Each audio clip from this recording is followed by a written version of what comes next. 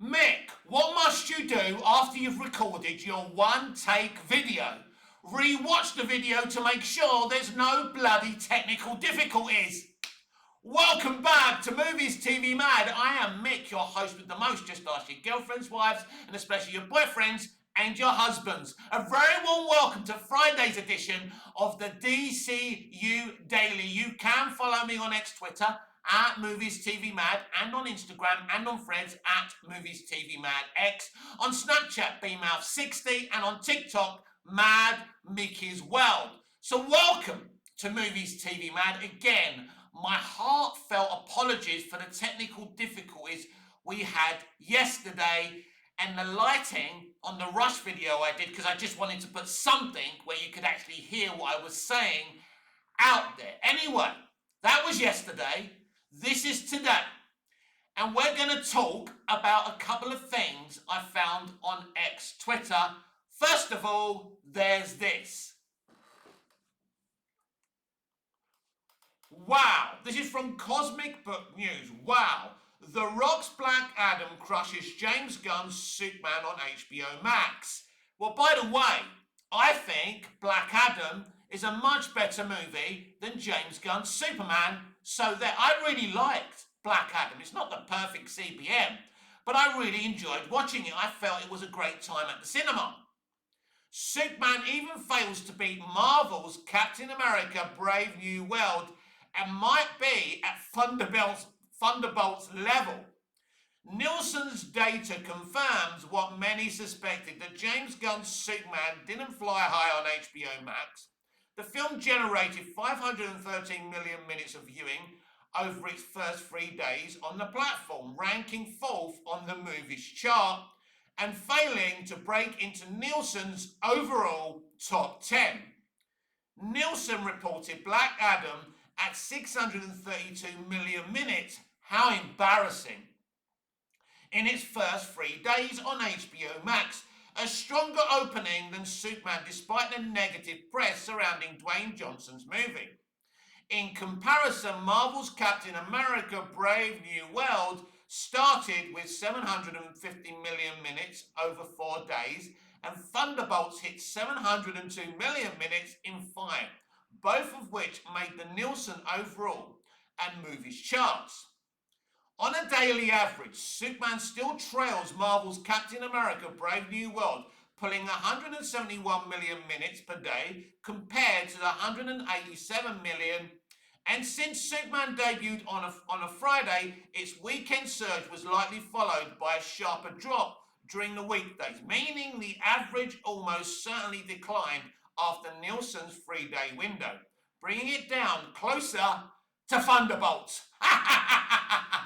This is fucking hilarious, isn't it? But do you want me to read you another one that actually spins this as a positive? That's what's so funny. Wait just there. So this is how the pro-gun account, DC Film News, framed the same information that Cosmic Book News did. Superman, I hate notifications, right? You're about to do something, right? You tap your phone and you hit a notification and you go on the note. It's so annoying. Stop giving me notifications, right? Let me do my thing. Anyway, Superman debuts at 4 on Nielsen's streaming movie top 10 after just 3 days on HBO Max. So they're selling this as a success. This is a movie about Superman. You can't frame it as a fucking success because it's not. Only 4th after 3 or 4 days is a failure. And what Cosmic Book News are actually saying is fucking true. The DCU is a failure, right? Let's get this straight. The DCU has failed in terms of box office and viewers. Whether that's in terms of Creature Commandos, Peacemaker 2, and Superman. And they've been trying to stat pad and spin it for months. I've been cataloguing all the spin. You can keep on telling us that the flop DCU is a success, or it's not as bad as we're saying it is. It's bad. Gunn and Safran are going to get their marching orders. If they were managers of a shop or of a store, as you Americans call them, right, they would be fired unceremoniously. Simple as that. This is a failure.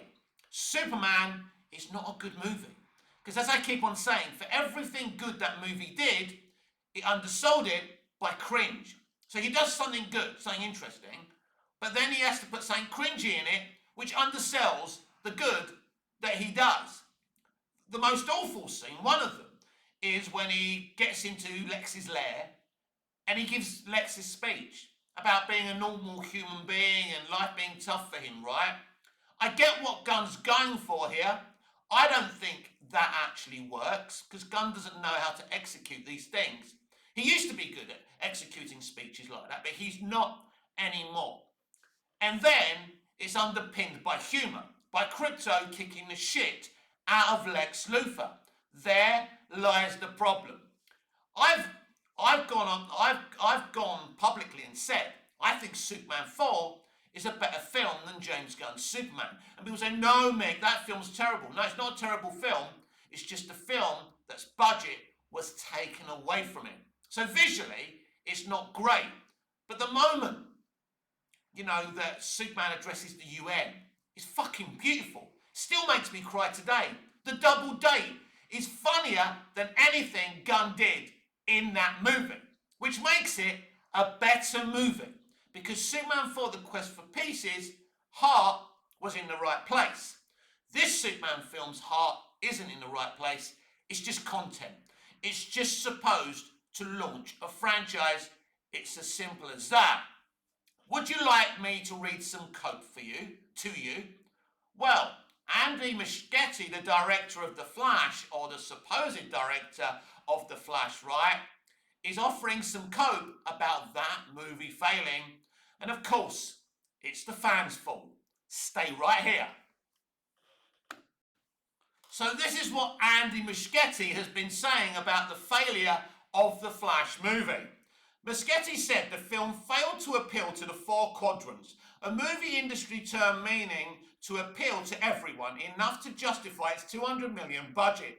The Flash failed among all the other reasons because it wasn't a movie that appealed to all four quadrants. It's funny that when a film's really, really bad and rushed and reshot again and again and again, that's what happens, Andy. You could have appealed to the four quadrants.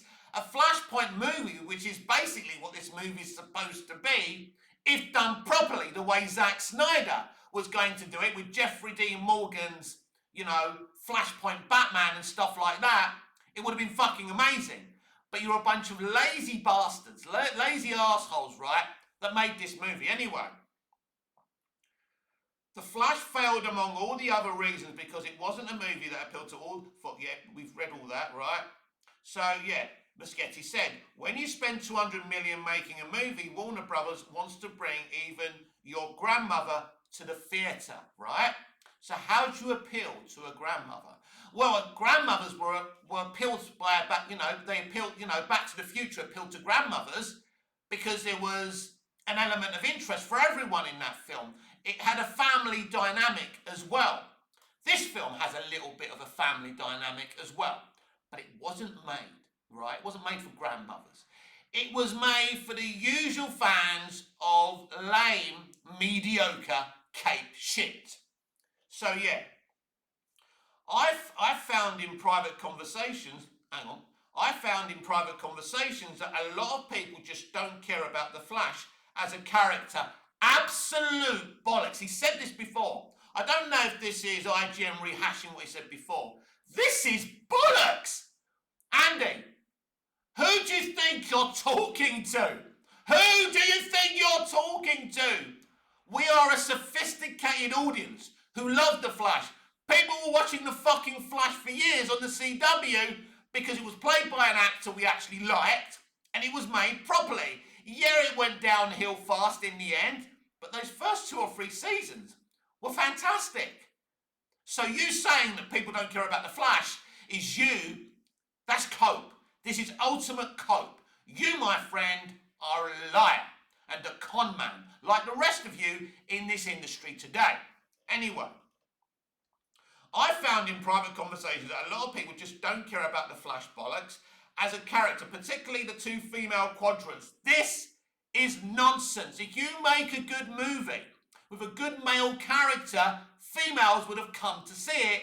It didn't work because basically Ezra Miller isn't the kind of actor that attracts women. That's why Zack should have fought a little bit on the same aesthetics as Henry Cavill, as Ben Affleck, Jason Momoa. They're the kind of men women want to see. Anyway, the two female quadrants, all of that is just the wind going against the film, I've learned. No, that's your way of saying it's not my fault, Governor. It's because the film, women don't like the Flash. That's bollocks. Women would have liked the Flash. For example, if Momoa was playing the Flash, right? Because all women want to shag Momoa, right? Or Ben Affleck is attractive to women, right? Henry Cavill, right? That's what you need to do. A good actor that's attractive to women. But Ezra Miller doesn't appeal to women, right? Women don't think, oh yeah, I wouldn't mind some of Ezra Miller. And that's the problem. Not the Flash. It's not your fault. You didn't cast Ezra Miller. But your movie was bad.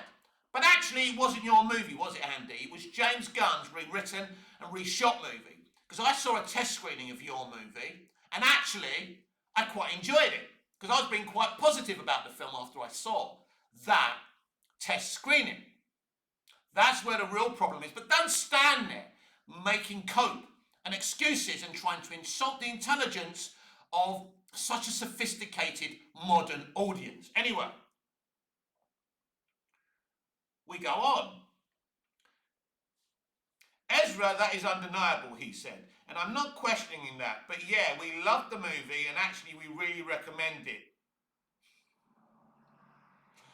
He continued, and again, we loved the movie. We gave it our blood, sweat and tears all the way to the end. And I watched it like a week ago and loved it again. Right? If you love the movie that you made, great. I love the videos that I make. Not many people do like my videos, but I like them. It doesn't matter if you work in a supermarket and you sweat, you sweat blood and tears and all of that. Everyone works hard, son. Making a film is hard. It doesn't mean just because you worked hard, it's a good movie, and you have the divine right for it to be successful. So again, you're talking bollocks. A lot of people did not see it, he said. But you know how things are these days. People don't see things, but they like to talk shit about it. And they like to jump on a bandwagons. They don't really know. People are angry for reasons that are unrelated to these things. Oh, really? What are they angry about? You mean the way they treated Zack Snyder? No. Listen, if you made a great movie, let's be honest. Snyder fans were angry after Justice League. Every single one of us went to see Aquaman. Directed by a much better director, James Wan, than you ever be. Groundbreaking underwater effects. The man actually sweat blood. A talented man made a great fucking movie. We had one of the best film scores of all time. Aquaman was a great movie, even though it came after shit. So that goes to show you, no matter how angry the Snyder fans were, we all went and watched Aquaman, and most of us loved it. So Andy, you're coping, you're lying, and nobody's buying your fucking bullshit. Anyway, Muschietti then acknowledged the impact of Ezra Miller off-screen controversies on the movie. Of course, we had a publicity crisis with Ezra. That is undeniable, he said. And I'm not questioning that. I've just read that to you before. But yeah, we love the movie, blah, blah, blah, blah, blah, blah, blah. So what you're seeing here is absolute bullshit. And you want this guy to direct the Batman movie. Well, the good news is we're never going to get a DCU Batman, a DCU Wonder Woman. We're never going to get a DCU anything apart from the shit that's been already greenlit by Gunn himself. And we may never ever see Man of Tomorrow. And Clayface, I think they're making it now, right? So will we ever see Clayface? It wouldn't surprise me if we see Clayface because it's kind of more of a R-rated movie and something that's a little bit experimental rather than Man of Tomorrow. It'll be interesting if we see that. But don't be surprised if the remaining DCU movies end up on the cutting room floor and basically sold off for tax write-offs. That right now wouldn't surprise me. See you again tomorrow. Please like, share and subscribe and comment. It helps the video. See you tomorrow.